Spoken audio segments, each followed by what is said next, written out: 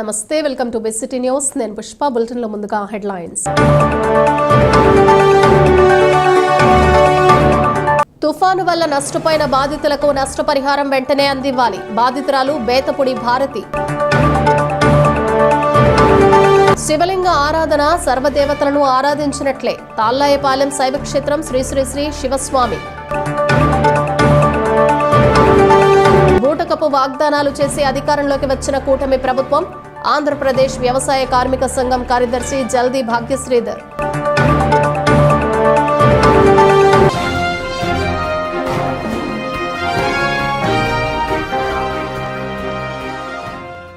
Teaching, non teaching సిబ్బంది అందరూ సమన్వయంతో పనిచేయాలని జిల్లా కలెక్టర్ జె వెంకటమురళి అన్నారు. ఈ నెల 7వ తేదీన రాష్ట్ర ముఖ్యమంత్రి నారా చంద్రబాబు నాయుడు బాపట్ల పర్యటన సందర్భంగా ఏర్పాట్లను విద్యాశాఖ ప్రిన్సిపల్ సెక్రటరీ కోన శశిధర్, విద్యాశాఖ కమిషనర్ విజయ రామరాజు, జిల్లా కలెక్టర్ జె వెంకటమురళి, బాపట్ల శాసనసభ్యులు వేగేసిన నరేంద్ర వర్మ, జిల్లా ఎస్పీ తుషార్ డోడీలు పరిశీలించారు. అనంతరం మున్సిపల్ హైస్కూల్ ఆవరణలో ఏర్పాటు చేసిన అధికారుల సమావేశంలో ఆయన పాల్గొని అధికారులకు వివిధ సూచనలు చేశారు. ఈ కార్యక్రమంలో జిల్లా జాయింట్ కలెక్టర్ ప్రఖర్ జైన్, వివిధ శాఖల అధికారులు తదితరులు పాల్గొన్నారు. టీచర్స్, డిఈఓ దగ్గర నుంచి మొదలుకొని టీచర్స్, నాన్ టీచింగ్ స్టాఫ్ వరకు, అట్లనే ఎవరైతే డిస్ట్రిక్ట్ ఆఫీసర్స్ని మనం డ్రా చేశామో డ్యూటీస్కి, మీరు అందరూ కోఆర్డినేషన్తో కంప్లీట్గా వర్క్ చేసి మనం ఈవెంట్ని సక్సెస్ఫుల్ చేయాలి. ఎన్సీసీ అనేది తీసేసాము, ఇంకా ఎన్సీసీ లేదు, అందుకని ఆ పిల్లల్ని కూడా ఈరోజు వద్దని చెప్పాము.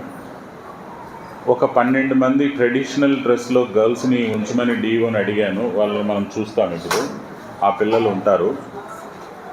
అట్లానే మనకి మెయిన్ ఎంట్రన్స్లో జన్నమ్మ అరటి బోధులు, మామిడి తోరణాలు కట్టమన్నారు. ఫ్లవర్స్ వద్దని చెప్పారు సీఎం గారికి. వాళ్ళల్లో ఒక గర్ల్ వెళ్ళి సీఎం గారికి ఒక్క రోజు ఇస్తారు. ప్రార్థనా మందిరాలతో ఆధ్యాత్మికత పెంపొందుతుందని శాసనసభ్యులు వేగేసిన నరేంద్ర వర్మరాజు అన్నారు. నిర్మాణంలో ఉన్న లూథరన్ ప్రార్థనా మందిరాన్ని సందర్శించారు. కర్లపాళెం దాస్నగర్లో గ్రామస్తుల సహకారంతో నిర్మాణమవుతున్న లూథరన్ ప్రార్థనా మందిరాన్ని సందర్శించారు. సింహద్వారం నిలబెట్టే ప్రార్థనా కార్యక్రమంలో పాల్గొన్నారు. ఈ సందర్భంగా మాజీ జడ్పీటీసీ కన్నయ్య మాట్లాడుతూ ప్రార్థనా మందిరం నిర్మాణానికి 5 లక్షల విరాళం ఇవ్వనున్నారు. శాసనసభ్యులకు కృతజ్ఞతలు తెలియజేస్తున్నామన్నారు. ఈ కార్యక్రమంలో టీడీపీ మండల అధ్యక్షులు ఏపూరి భూపతిరావు, వెంకటస్వామి, పిట్ల వసంతరెడ్డి, మేకల ఇర్మియా, షేక్ బాజీ, ఉప సర్పంచ్ పఠాన్ అహ్మద్ బాషా, సయ్యద్ రఫీ, పులుగు రాంబాబు రెడ్డి, పిట్టు చంద్రశేఖర్ రెడ్డి తదితరులు పాల్గొన్నారు. గౌరవ శాసనసభ్యులు శ్రీ వేగేశ్వర బాపట్ల కాన్స్టిట్యున్సీ కర్లపల్లి మండలం దాసనగర్ గ్రామంలో లూథరన్ చర్చి నూతన నిర్మాణంలో మేము అంతా కూడా పనిచేస్తున్న టైంలో సింహద్వారం పెట్టాలని గౌరవ మా నాయకులైనటువంటి నరేంద్ర వర్మ గారి చేతుల మీదుగా ఈ యొక్క కార్యక్రమం చేయడం జరిగింది. ఈ చర్చికి వారిచ్చినటువంటి భారీ విరాళం దాదాపుగా మాకు ఆయన 5 లక్షల రూపాయలు మాకు ప్రకటించింది కాక ఇంకా నేను మీకు సపోర్ట్ చేస్తాను. మీరు అందరూ కలిసికట్టుగా పనిచేసుకుని అందరూ అన్నదమ్ములాగా కలిసి ఉండండి, ఎలాంటి విభేదాలు లేకుండా అందరూ మంచిగా పనిచేసుకోండి. ఎందుకోసమంటే మనకున్నటువంటి పరిస్థితుల్లో చర్చి నిర్మాణం అనేది అతి త్వరలో దగ్గరలో పూర్తి చేస్తున్నటువంటి వ్యక్తులు కాబట్టి మీకు 100కి 200% నేను సపోర్ట్ చేస్తున్నారు. వాస్తవానికి ఈరోజు అయితే ఇక్కడ ప్రోగ్రాం లేదు ఆయనకి, నిన్న హైదరాబాద్లో ఉన్నాడు. తప్పనిసరి ఈరోజు నిలబడుతుంది సార్, మంచి రోజు.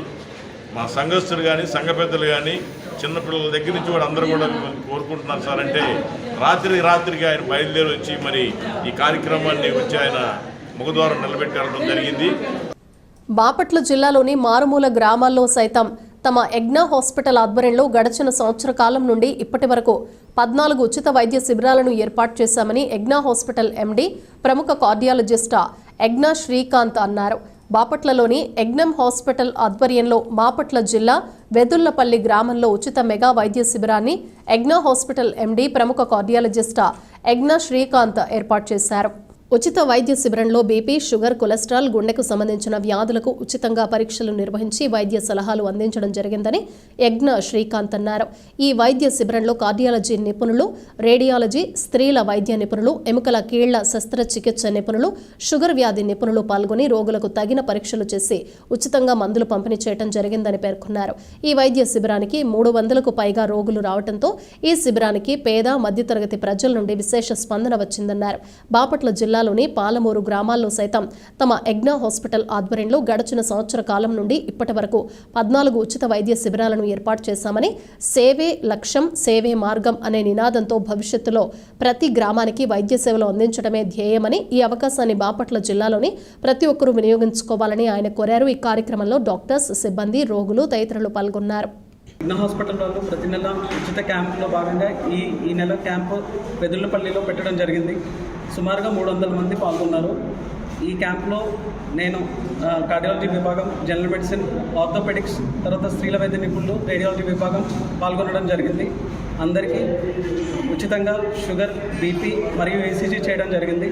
అందరికీ మందులు అవసరమైనంత మేర వారం రోజులకి ఇవ్వడం జరిగింది. ప్రజల్లో అవగాహన పెంపొందించడానికి షుగర్ మరియు బీపీ, గుండె జబ్బులు నివారణ, వాటి గురించి ఎలా ఉండాలి, జీవనశైలి ఎలా ఉండాలి అనేది చెప్పడం జరిగింది. మెగా వైద్య శిబిరం నిర్వహించబడింది. ఈ కార్యక్రమంలో పాల్గొని ప్రజలందరూ ఉచితంగా బీపీ, షుగరు, థైరాయిడ్, అన్ని రకాల వ్యాధులకి ఉచితంగా మందులు పంపిణీ మరియు ఉచితంగా రక్త పరీక్షలు కూడా నిర్వహించడం జరిగింది.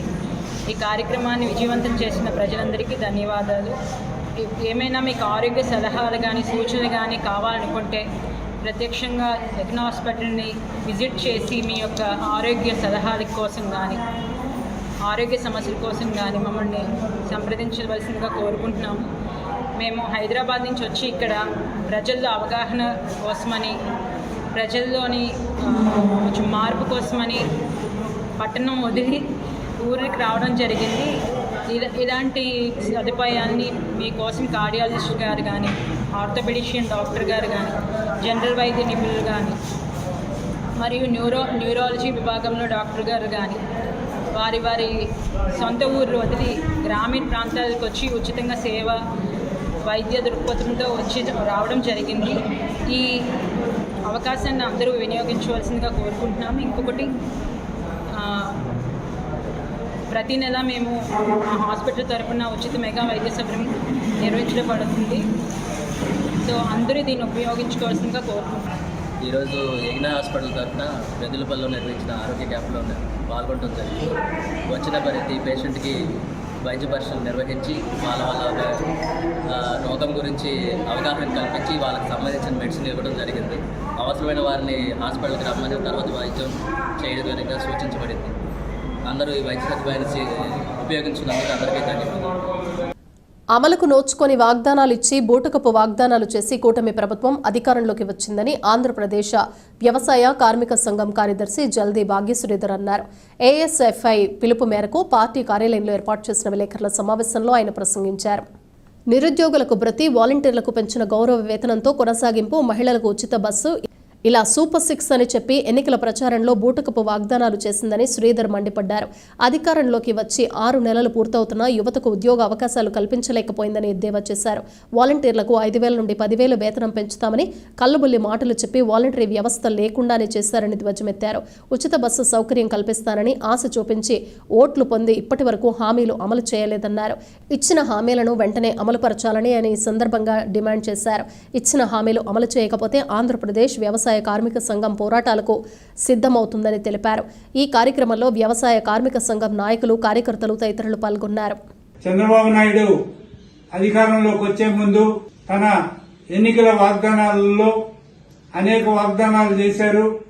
సూపర్ 6 అన్నారు, మహిళలకి బస్ సౌకర్యం అన్నారు, అదేవిధంగా యువకులకి 3,000 రూపాయలు ఇస్తామన్నారు. నేను అధికారంలోకి వస్తే వాలంటీర్లందరికీ కూడా ఇప్పుడు ఇస్తుంది 5,000 రూపాయలే, కానీ నేను వస్తే మాత్రం 10,000 ఇస్తానని చెప్పేసి చెప్పడం జరిగింది.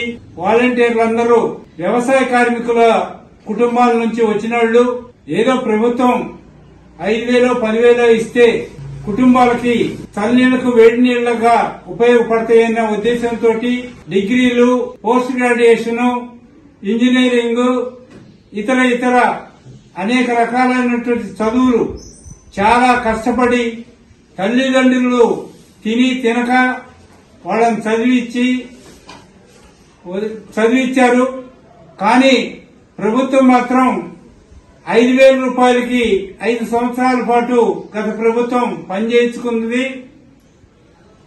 ఈ ప్రభుత్వం చంద్రబాబు నాయుడు వస్తే, నేను గనుక అధికారంలోకి వస్తే 10,000 ఇస్తా అన్నారు.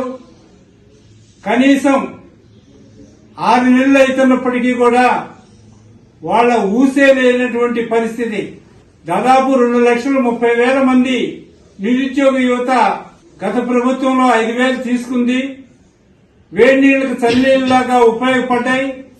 కనీసం 5,000 కూడా లేకుండా 10,000 ఇస్తున్న వారు ఏమాత్రం వాళ్ళని పట్టించుకున్నటువంటి పరిస్థితి లేదు.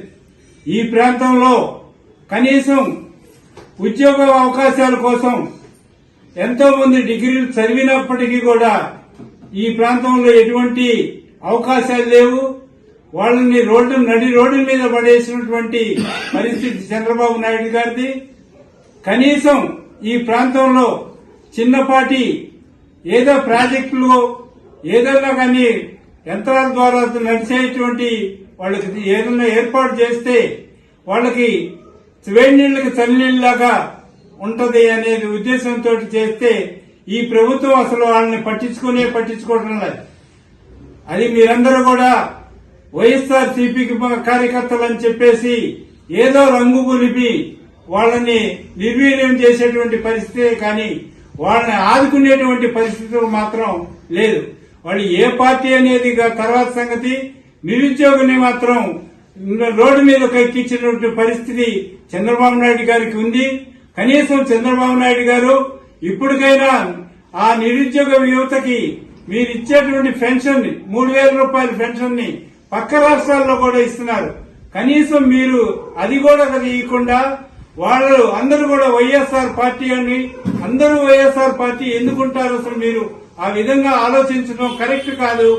ఈ నిరుద్యోగ యువత డిగ్రీలు చదువుకున్న వాళ్ళకి ఏ మాత్రం అవకాశం లేకుండా వాళ్ళని పక్కన పెట్టడం అనేది సరైన పద్ధతి కాదని, వీళ్ళందరూ వ్యవసాయ కూలీల యొక్క పిల్లలే కాబట్టి వాళ్ళందరినీ రక్షించాల్సి, వాళ్ళందరినీ ఆదుకోవాల్సినటువంటి చంద్రబాబు నాయుడు గారు ఈ విధంగా తయారు చేయటం మాత్రం దుర్మార్గమైన చర్య అని ఆంధ్రప్రదేశ్ వ్యవసాయ కార్మిక సంఘంగా మిమ్మల్ని ఒత్తిడి చేస్తూ వాళ్ళందరినీ ఆదుకోవాల్సిన బాధ్యత ప్రభుత్వం పైన ఉందని చెప్పేసి తెలియజేస్తారు. బాపట్ల కలెక్టర్ కార్యాలయానికి వచ్చే అర్జీదారుల కొరకు రెడ్ క్రాస్ ఆధ్వర్యంలో అల్పాహారం ప్రతి సోమవారం ఏర్పాటు చేయడం జరుగుతుందని రెడ్ క్రాస్ సభ్యులు బోర్లే రామసుబ్బారావు అన్నారు. బాపట్ల జిల్లా రెడ్ క్రాస్ అధ్యక్షులు బిఎస్ నారాయణ భట్టు సతీమణి ఇందిరాదేవి జ్ఞాపకార్థం ప్రజా సమస్యల పరిష్కార వేదికలో అర్జీలు ఇచ్చేందుకు వచ్చే వారి కొరకు అల్పాహారాన్ని ఏర్పాటు చేశారు. దాతల సహకారంతో ప్రతి సోమవారం అల్పాహారాన్ని ఏర్పాటు చేయడం జరుగుతుందని దాతలు ముందుకు రావాలని ఆయన సందర్భంగా కోరారు. నారాయణ భట్టు సతీమణి ఆత్మకు శాంతి చేకూరాలని ఆ భగవంతుని ప్రార్థిస్తున్నానని అన్నారు. ఈ కార్యక్రమంలో రెడ్ క్రాస్ సభ్యులు నారాయణ, రమణబాబు, కార్యవర్గ సభ్యులు తదితరులు పాల్గొన్నారు. స్పందన కార్యక్రమం సందర్భంగా ఇక్కడికి బాపట్ల జిల్లా మొత్తం నుంచి కూడా కలెక్టర్ గారిని కలవటానికి అన్ని ఊర్ల నుంచి ఇక్కడికి ప్రజలు విచ్చేస్తారు. ఈ విచ్చేసిన వారికి ఇక్కడ ఏమీ సౌకర్యాలు లేనందున రెడ్ క్రాస్ సంస్థ కలెక్టర్ ఆఫీస్ పెట్టిన కాడి నుంచి ప్రతి సోమవారం కూడా ఇక్కడ స్పందన కార్యక్రమానికి విచ్చేసిన ప్రజలకు అల్పాహార విందు మరియు మంచినీళ్ళు ఇక్కడ ఏర్పాటు చేస్తున్నాం. ఈ ఏర్పాట్లో భాగంగా రెడ్ క్రాస్ సొసైటీ సెక్రటరీ గారైనటువంటి శ్రీ నారాయణ భట్టు గారి శ్రీమతి ఇందిరాదేవి గారు స్వర్గస్థులైనారు ఒక 4 రోజుల క్రితం. వారి జ్ఞాపకార్థంగా ఈ రోజున ఇక్కడ అందరికీ కూడా విచ్చేసిన అందరికి కూడా పొంగలి, స్వీట్ పొంగలి మరియు పులిహార పంచడం జరుగుతుంది. వారి ఆత్మకు శాంతి చేకూరాలని, వారి పవిత్రాత్మ స్వర్గ లోక ప్రాప్తి చెందాలని మా రెడ్ క్రాస్ సొసైటీ సభ్యులందరం కూడా కోరుకుంటున్నాం. శివలింగ ఆరాధన సర్వదేవతలను ఆరాధించినట్లేనని తాళ్లాయపాలెం శైవ క్షేత్రం పీఠాధిపతులు శ్రీ శ్రీ శ్రీ శివస్వామి అన్నారు. ప్రపంచ ఆర్యవైశ్య మహాసభ వాసవి సేవా సమితుల సమైక్య సంయుక్తంగా కార్తీక ఐశ్వర్య జ్వాల దీపోత్సవం అత్యంత వైభవంగా భావనారాయణ స్వామి దేవాలయం వద్ద నిర్వహించారు. శివలింగ ప్రతిష్ట సకల దేవత ప్రతిష్ట అని ఈ సందర్భంగా ఆయన అన్నారు. పంచభూతాలను ముందు ఉంచుకొని దీపాలను వెలిగిస్తున్నామని అన్నారు. దీపాన్ని ఎక్కడ వెలిగించినా అది పైకే చూస్తుందని, తన తత్వాన్ని ఎప్పుడూ మార్చుకోదన్నారు. ఋతువులు మారినా కాలం మారినా తమ తత్వాన్ని కోల్పోదని పేర్కొన్నారు. తత్వాన్ని కోల్పోకుండా కార్యం ప్రారంభిస్తే తప్పకుండా ఫలిస్తుందన్నారు. ఈ కార్యక్రమంలో స్థానిక శాసనసభ్యులు వేగేసిన నరేంద్ర వర్మ, జిల్లా అడిషనల్ ఎస్పీ విఠలేశ్వర్ పాల్గొని ప్రసంగించారు. ఈ కార్యక్రమాలను బాబు నాగేంద్ర పర్యవేక్షించారు. వెల్లంపల్లి సత్యనారాయణ, బెల్లంకొండ సత్యనారాయణ, సోమరౌతు నాగభూషణం ఆహ్వానించారు.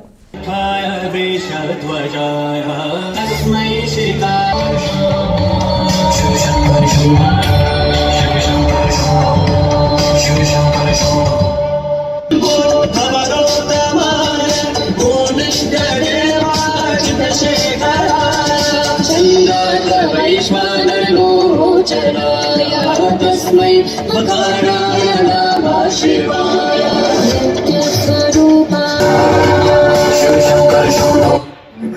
ఇక్కడ ఒక మంచి కార్యక్రమం కార్తీక ఐశ్వర్య జ్వాలా తోరణం దీపోత్సవం అంటూ ప్రపంచ ఆర్య వైశ్య సంఘం బాపట్ల మరియు వాసవి సేవా సంఘం సముఖ్య సభ్యులందరూ కలిసికట్టుగా సంయుక్తంగా చేస్తున్న ఈ మంచి కార్యక్రమంలో మన సాంప్రదాయాలు, సంస్కృతికి, మన కుటుంబాలు, మన బాపట్ల ప్రజానికం, మన honourable chief minister Nara Chandrababu Naidu గారు,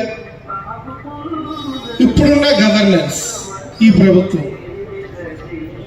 అంతా బాగుండాలని నేను మనసారా ఈ వేదిక ద్వారా కోరుకుంటూ, ఆ కలియుగ దైవం వెంకటేశ్వర స్వామి మనకి తోడుగా నీడగా ఎప్పుడు శుభాలు అందించాలని, పట్టణానికే తలమానికంగా 1430 సంవత్సరాల నుంచి కొలువు స్వయంగా ఉన్న మన బావ నారాయణుడు కృప కూడా మనతో ఉండాలి. చేసే ఇటువంటి మంచి కార్యక్రమాల్లో, ఇటువంటి దీపోత్సవాల్లో, దీపం అంటే ఒక వెలుగని మనం అనుకుంటాం. దీపం అంటేనే ఒక ఐశ్వర్యం, దీపం అంటేనే ఒక సాంప్రదాయం. అదే దీపం అంటే ఒక గురువు, అదే దీపం అంటే మనం మన గృహంలో చేసుకునే చిన్న పూజా కార్యక్రమం నుంచి మన నివసిస్తున్న ప్రాంతంలో ఉన్న దేవాలయంలో జరిగే అర్చన, అభిషేక, హోమ, యజ్ఞ, యాగాది క్రతువులు, నూతన దేవాలయ నిర్మాణాలు, పాత జీర్ణోద్ధరణలు, పుష్కరాలు, కుంభమేళాలు, అతిరాత్ర మహాయాగాలు, ఈ సృష్టిలో ఎప్పుడు ఎక్కడ ఎలా జరిగినా ఈ 7 కోట్ల మహామంత్రాల్లో ఏదో ఒక మహామంత్రం ఉపయోగించుకోవాల్సిందే. అటువంటి మహామంత్రాల్లో మనుమకుడి ఉన్న స్థానాన్ని 2 మహామంత్రాలు ఆక్రమిస్తాయి. ఒకటి శివ పంచాక్షరి మహావిద్య, 2 అష్టాక్షరి మహావిద్య. దివ్యమైన భవ్యమైన కార్తీక మాస మహోత్సవాలలో భాగంగా అమావాస్య రోజున మనకు సనాతన భారత ఋషీషులు ఇచ్చిన 12 మాసాలలో అగ్రస్థానాన్ని వహిస్తుంది ఈ కార్తీక మాసము. కార్తీక మాసంలో జరిగే ఏ చిన్న పూజా కార్యక్రమమైనా విశేషమైన ఫలితాన్ని ఇస్తుందని పండితుల ద్వారా, విద్వాంసుల ద్వారా, ప్రవచనకర్తల ద్వారా, అర్చకుల ద్వారా, పురోహితుల ద్వారా మనం వింటున్నాం, తెలుసుకున్నాం, ఆచరిస్తున్నాం. కానీ ఈ కార్తీక మాసంలో ఒక మంచి పని చేస్తే ఎంత పుణ్యం వస్తుందో, ఒక చేయకూడని పని చేస్తే అంతే పాపం వస్తుంది. ఇది హెచ్చరిక, గుర్తుపెట్టుకోండి. మంచి చేస్తే ఎంత పుణ్యం వస్తుందో, చేయకూడని పని చేస్తే అంతే ఎక్కువ పాపం వస్తుంది. అటువంటి కార్తీక మాసంలో అనేక కారణాల వల్ల మనం పూజల్లో పాల్గొనలేకపోతే ఈ కార్తీక అమావాస్య రోజు ఒక్క దీపారాధన వెలిగిస్తే 30 రోజుల పాటు చేసిన పూజా ఫలితం వస్తుందని స్పష్టంగా ధర్మశాస్త్రాల ద్వారా మనకు తెలియవస్తుంది. మన గృహము, మన రాష్ట్రము, ఈ దేశము, ఈ విశ్వము, ఈ ప్రపంచము లక్ష్మీనారాయణ యొక్క, పార్వతీ పరమేశ్వరు యొక్క సంపూర్ణ అనుగ్రహ ఆశీస్సులతో సుభిక్షంగా సుసంపన్నంగా ఉండాలని అందరూ పలుకుదాం. తుఫాను వల్ల నష్టపోయిన బాధితులకు ఇంతవరకు పరిహారం ఇవ్వలేదని వెంటనే ఇప్పించాలని బేతపూడి భారతి కోరారు. జిల్లా కలెక్టర్ కార్యాలయంలో జరిగిన ప్రజా సమస్యల పరిష్కార వేదికలో కిష్కిందపాళెం గ్రామస్తులు జాయింట్ కలెక్టర్ ప్రఖర్ జైన్కు ఫిర్యాదు చేశారు. తుఫాన్ ప్రభావంతో సర్వం కోల్పోయామని ఆమె ఆవేదన వ్యక్తం చేశారు. గ్రామంలో కొంతమందికి ఇచ్చి సుమారు 70 మందికి మాత్రం ఇవ్వలేదని అన్నారు. 4 రోజులు మాత్రం భోజన సదుపాయం కల్పించారని, ప్రభుత్వాలు ఏ విధంగా కూడా ఆదుకోలేదని వాపోయారు. పలుమార్లు రెవెన్యూ అధికారులు చుట్టూ తిరిగినా ప్రయోజనం లేకుండా పోయిందన్నారు. ఇప్పటికైనా సంబంధిత అధికారులు చర్యలు తీసుకుని తగిన న్యాయం చేయాలని వారు కోరారు. ఈ కార్యక్రమంలో మోషే, గ్రామస్తులు తదితరులు పాల్గొన్నారు. ఇళ్ళు పొడిచిపోయి బాగా విపరీతమైన వరద వచ్చి మాకు ఏ సహాయం కూడా మాకు అందల. మాకు కుండలు పోయినాయి, చొట్లు పోయినాయి, బట్టలు పోయినాయి. మరి 4 రోజులు భోజనం మాత్రం పెట్టారు. మరి ఏ సహాయం లేదు. ఇంత మట్టుకు 4 సార్లు వెళ్ళాము. 4 సార్లు మండలం కాడ అమ్మారావు గారి దగ్గరికి వెళ్ళాము. 3 సార్లు ఇచ్చాము. మళ్ళీ సచివాలయం కాడికి వెళ్ళాము. ఇదిగో వస్తాయి అని అంటున్నారు. ఎన్ని నాళ్ళు జరిపారు వస్తాయి అని మేము ఆశతో ఊళ్ళో కాడ వెళ్ళాము. మా వాళ్ళని కొల్లూరు మండలం కిష్కిందపాలెం గ్రామం. మరి ఎన్నో సార్లు అడిగామండి. అందరిని అడిగాం, ప్రెసిడెంట్ని అడిగాం, అందరిని అడిగాం.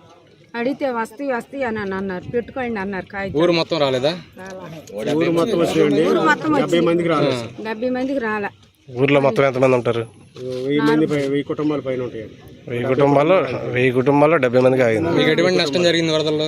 మాకు అన్ని పోయినాయి. బట్టలు పోయినాయి, అంట్లు పోయినాయి, సరుకులు అన్ని పోయినాయి, టీవీ అన్ని పోయినాయి.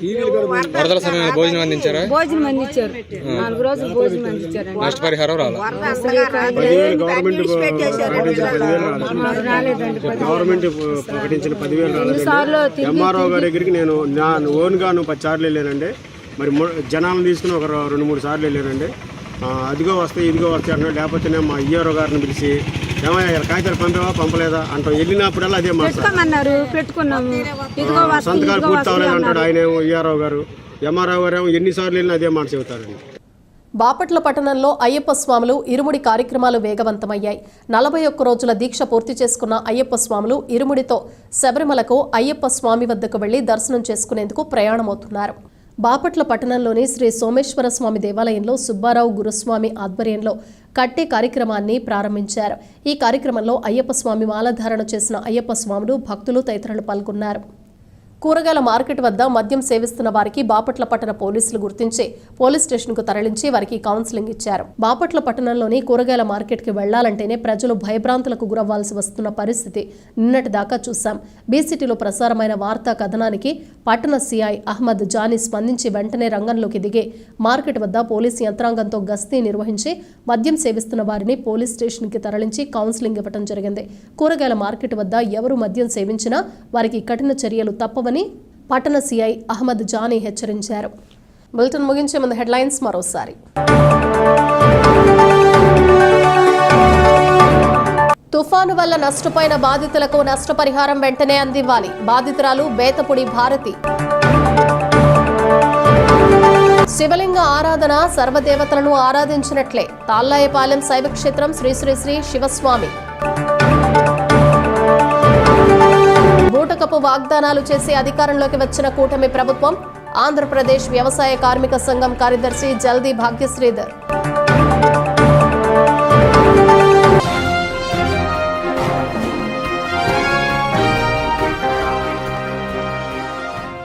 ఇవి బులెటిన్ విశేషాలు. Keep watching BCT news.